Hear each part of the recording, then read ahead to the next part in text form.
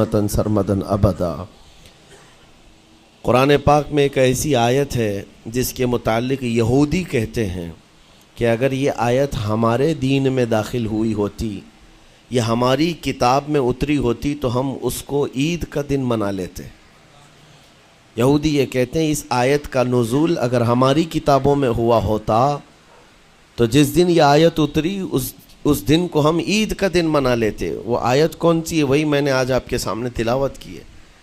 اللہ فرماتا ہے یہ حجۃ الوداع کے موقع پر حضور صلی اللہ تعالیٰ علیہ وسلم کا آخری حج تھا آپ کی ظاہری زندگی کا۔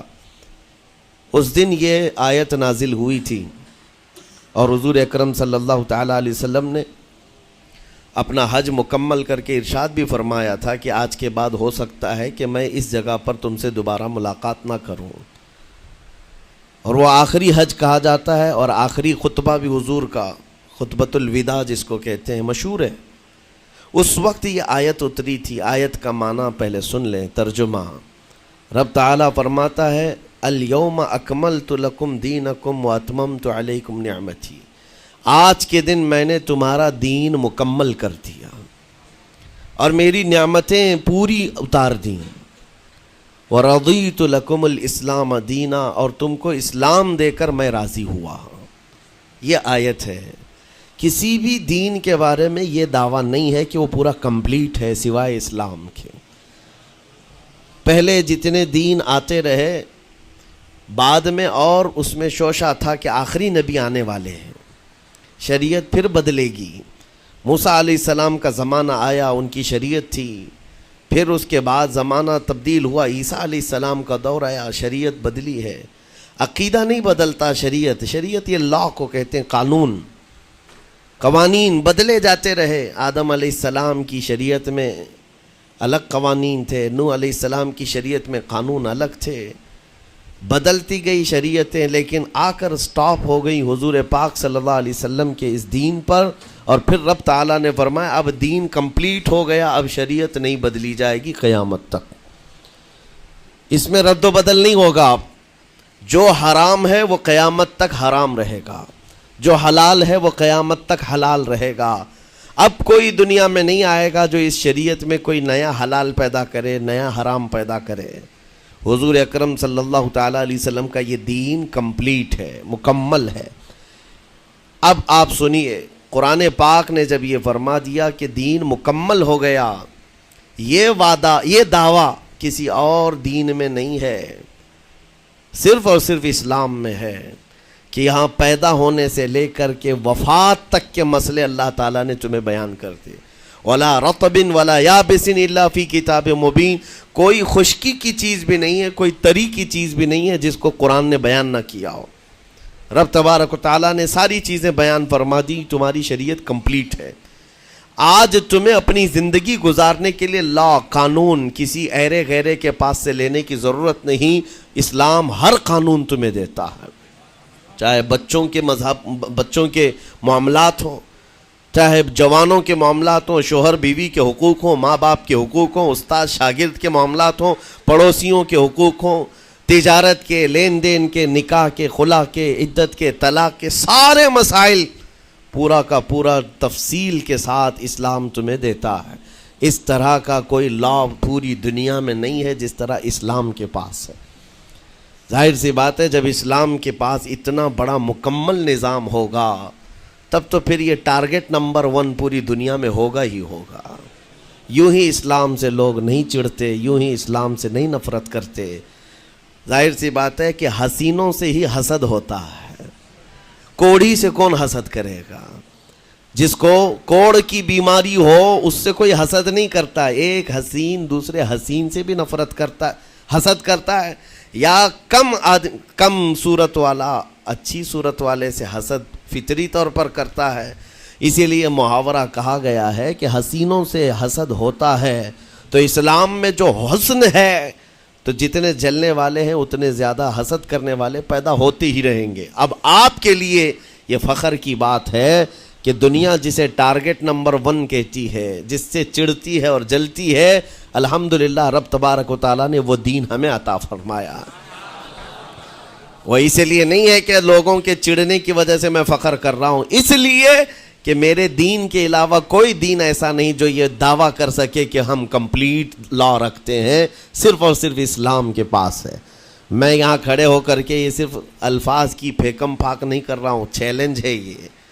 پوری دنیا کے کسی بھی ریلیجن کے پاس وہ سارے مسائل نہیں مل پائیں گے جو دین اسلام کے پاس موجود ہیں۔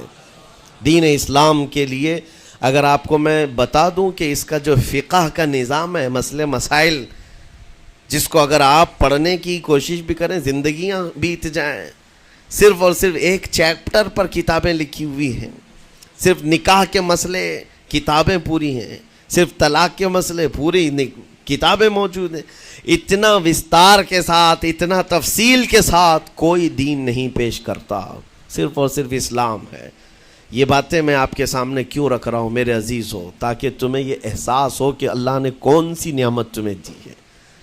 اسی آیت میں رب تعالیٰ فرماتا ہے وَأَتْمَمْتُ عَلَيْكُمْ نِعْمَتِي، میں نے اپنی پوری نعمت تمہیں دے دیا، پوری نعمت تمہیں دے دیا۔ احساس کرو کہ اسلام سے بڑھ کر نعمت کیا ملتی تمہیں، اسلام سے بڑھ کر کے کیا نعمت ہے، جس میں رب تبارک و تعالیٰ نے تمہیں اخلاق و کردار دیے ہیں، تعلیم کے لیے سارے۔ آپ کو ابھی اس زمانے میں پروپیگنڈے کے شکار ہو گئے کہ ہم جاہل قوم سے وابستہ ہیں، ہمارے ہاں جہالت زیادہ ہے، ہمارے ہاں بد کرداری زیادہ ہے۔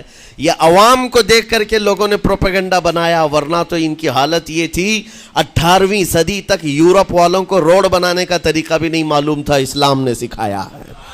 ان کو پارلیمنٹ میں بیٹھنے کا قانون نہیں معلوم تھا، اسلام نے قانون عطا کیے ہیں۔ ان کو عدالت چلانے کے معاملے معلوم نہیں تھے، اسلام نے پوری کتابیں پیش کی ہیں۔ اٹلی اور ڈنمارک جو آج یورپ کی کنٹریز میں شامل ہوتے ہیں، یہاں کے بادشاہوں کے بچے اسلامی علماء کے پاس اندلس میں پڑھنے کے لیے جاتے تھے، عیسائیوں کے، دوسروں کے، انگریزوں کے بچے، اور جب پڑھ کر کے آتے تھے اٹلی اور ڈنمارک میں واپس تو پورے لوگ ان کو دیکھنے کے لیے بھیڑ لگاتے کہ یہ علماء اسلام سے پڑھ کر کے آ رہے ہیں۔ دنیا کو قلم پکڑنا سکھایا ہے اسلام نے۔ آپ کو ابھی میں اس موضوع پر نہیں بات کر رہا ہوں جو اسلام نے پوری دنیا کو دیا ہے۔ آج یہ جو گھڑی دیکھتے ہیں نا ہر جگہ پوری دنیا کا ٹائم، سب سے پہلے مسلم علماء نے اس کو ایجاد کیا ہے۔ دنیا کو ٹائم دیکھنے کا طریقہ اسلام نے سکھایا ہے۔ آپ کو ایک دو نہیں، آج پوری دنیا میں میڈیکل سرجری جو بھی ہوتی ہے، آپ کو پتہ ہے چیر پھاڑ کرنا ہر جگہ ضروری ہو گیا ہے، آپریشن تھیٹر، ساری دنیا جو سرجری کرتی ہے اس کے بیسک قانون بو علی سینا اسلامی عالم کے لکھے ہوئے ہیں۔ آج بھی امریکہ کی یونیورسٹی میں یہ کتاب داخل ہے، کیلیفورنیا میں۔ اس اسلامی علماء نے جو پوری دنیا کو دیا ہے وہ ایک الگ ٹاپک ہے۔ وہ اس کی ترقی اور عروج کا وقت تھا۔ اسپین میں کیمسٹری میں سب سے پہلے ایجاد کرنے والے علماء موجود ہیں، جابر بن حیان ہیں، جو الجبرا پوری دنیا کو دیا ہے۔ آج ہر یونیورسٹی، ہر کالج میں الجبرا کا سبجیکٹ ہوتا ہے۔ کس نے لکھا ہے؟ دنیا کو چلنے کا سلیقہ اسلام نے سکھایا ہے، بولنے کا طریقہ اسلام نے سکھایا ہے۔ سیاست کے معاملات آپ کو پتہ ہے، پہلے کے دور کی سیاست یہ تھی جو بادشاہ بن گیا اس کا راج ہے، اس کا قانون ہے، اور رات کو خواب میں کوئی چیز دیکھے تو صبح قانون بنا دے گا۔ بادشاہوں کا مزاج ہے، خواب میں کوئی چیز نظر آ گئی صبح وہ قانون بن گئی۔ تو یہ تو سلسلہ چلتا تھا پوری دنیا میں، اور آج بھی دنیا اس بات کی قرضدار ہے کہ حقیقت میں سیاست کسی نے سکھائی ہے تو وہ عمر ابن خطاب کی سیاست ہے، صدیق اکبر کی سیاست ہے۔ خلفائے راشدین نے جو حکومت و سیادت کر کے دنیا کو دکھایا ہے اس کی مثال کوئی پیش نہیں کر سکتا۔ اسی لیے ہمارے اس دیش کے جانتے ہیں جن کو موہن داس کرم چند گاندھی کہا جاتا ہے، گاندھی جی کو آج سارے لوگ یاد کرتے ہیں۔ گاندھی نے یہ کہا ہے اپنے دور کے حکومت چلانے والوں کو مثال اگر کوئی دے سکتا ہوں تو ابو بکر اور عمر کی دے سکتا ہوں، کیونکہ یہ کالپنائیں نہیں ہیں، یہ خیالی نہیں ہیں، یہ فیلڈ میں اترے ہوئے لوگ ہیں۔ وہ صدیق اکبر اسلام نے دیا ہے جس نے پوری دنیا کو فاقہ کشی میں خود رہ کر کے لوگوں کی بھوک مٹانے کا سلیقہ عطا کیا ہے. اس عمر ابن خطاب کو اسلام نے دنیا میں پیش کیا ہے جس عمر فاروق کا حال یہ ہے پورا مدینہ رات کو سوتا ہے اور یہ خلیفہ وقت گلیوں میں گشت کر رہا ہوتا ہے کہ کوئی بھوکا نہ سو رہا ہو.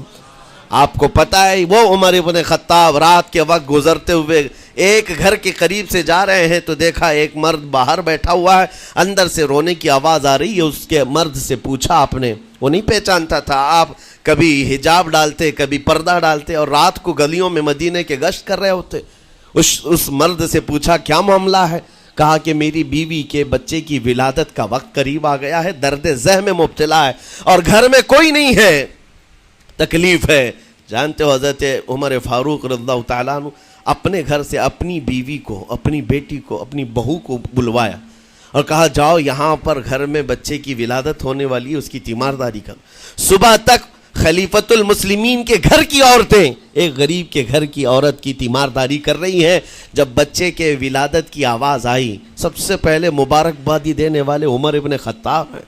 اس سے کہتے ہیں بھائی تمہیں مبارک ہو, اللہ نے بیٹا عطا فرمایا. وہ خوش و خرم ہے کہ میرا کوئی رشتہ دار نہیں ہے, اجنبی رات کو آیا ہے اور مجھے مبارکبادی بھی دیا, میرے گھر کے سارے کام کاج بھی اٹھا لیا اور اپنی پیٹھ پر گھر سے بوریا لا کر کے آٹے اور راشن کا اس گھر میں پہنچایا اور کہا خوش و خرم رہو, اللہ نے تمہارے گھر میں برکت دی ہے. صبح اٹھ کر کے وہ لوگوں کو بتا رہا ہے اللہ نے رات کو ایک عجیب فرشتہ بھیجا, میرے گھر میں اکیلی عورت تھی, درد ذہ میں مبتلا تھی, 3 عورتیں بھی آئی اور ایک مرد بھی آیا, رات بھر میرے ساتھ بیٹھا رہا, مجھے کھلایا پلایا بھی, میرے گھر کی تیمارداری بھی کر کے گیا. لوگوں نے کہا جانتے ہو کون تھا وہ؟ عمر ابن خطاب امیر المومنین تھے.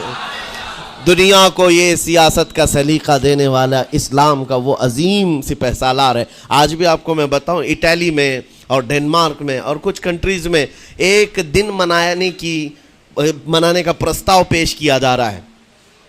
یہ نہیں کہہ رہا ہوں ریچرڈ کا یا ریمانڈ کا, کوئی جو بڑے بڑے ان کے سپہ سالار ہیں ان کا ایک دن منایا جائے گا جن کو مطلب کوئی بہت بڑا نوبل پرائز ملا ہو.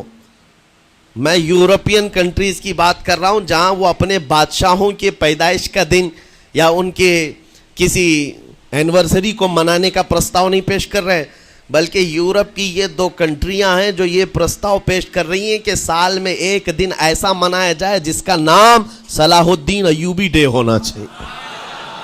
یہ ہم نہیں کہہ رہے ہیں, دنیا آج بھی اس بات کو تسلیم کرتی ہے, صلاح الدین جیسا جرنیل دیکھا نہیں ہے. عزیزان گرامی وقار, یہ چند مثالیں میں آپ کے سامنے رکھا اور اس کے بعد پھر میں تمہیں جھنجھوڑ کر پوچھتا ہوں, اپنے دل پر ہاتھ رکھ کر کے بتاؤ اسلام سے اچھا کوئی راستہ ہے؟ قرآن یہی کہتا ہے وَمَن يَبْتَغِ غَيْرَ الْإِسْلَامِ دِينًا فَلَن يُقْبَلَ مِنْهُ, جو اسلام کے علاوہ دوسرا راستہ لے کر کے آئے گا قیامت کے دن اس کا کوئی قبول نہیں کیا جائے گا, نہیں قبول کیا جائے گا, بلکہ وہ سب سے بڑے گھاٹے میں ہوگا, آخرت کے دن خسارہ اٹھانے والوں میں ہوگا. آج تمہارے پاس وہ عقل سلیم اللہ تعالیٰ نے دیا جس کو تھوڑی بہت شدھ بدھ ہونا, عقل کا استعمال کرتا ہو, وہ بھی اسلام کے متعلق سوچے گا کہ میرے دین میں اتنی اچھائیاں ہیں, آج تک رب تعالیٰ نے مجھے یہ پیشانی کسی کے سامنے جھکنے نہیں دیا. کہیں جھکاتے ہو؟ ارے کھانا کھاتے ہیں, کھانا تو روزانہ ضروری ہے, اور رزق کے معاملے میں تو لوگ ایسے, دنیا کہتی ہے پیٹ پوجا, ہم پیٹ پوجا نہیں کہتے. کھانے کے لیے بعض لوگ کہتے ہیں نا پہلے پیٹ پوجا ہو جائے, پوجا کا لفظ ہی ہم استعمال نہیں کرتے.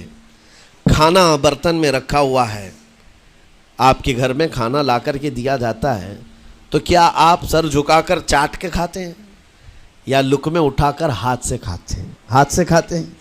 باقی جانوروں کو دیکھو, بکری کھاتی ہے منہ جھکا کر کھاتی ہے, بیل بھینس وغیرہ سب سر جھکا کر کے کھاتے ہیں, رزق کو چاٹ کے کھاتے ہیں, ان کا سر جھک جاتا ہے. لیکن تمہارے سر کو رب نے اتنا محترم رکھا کہ روز جو تمہیں رزق کی ضرورت ہے اس کے سامنے بھی مت جھکاؤ.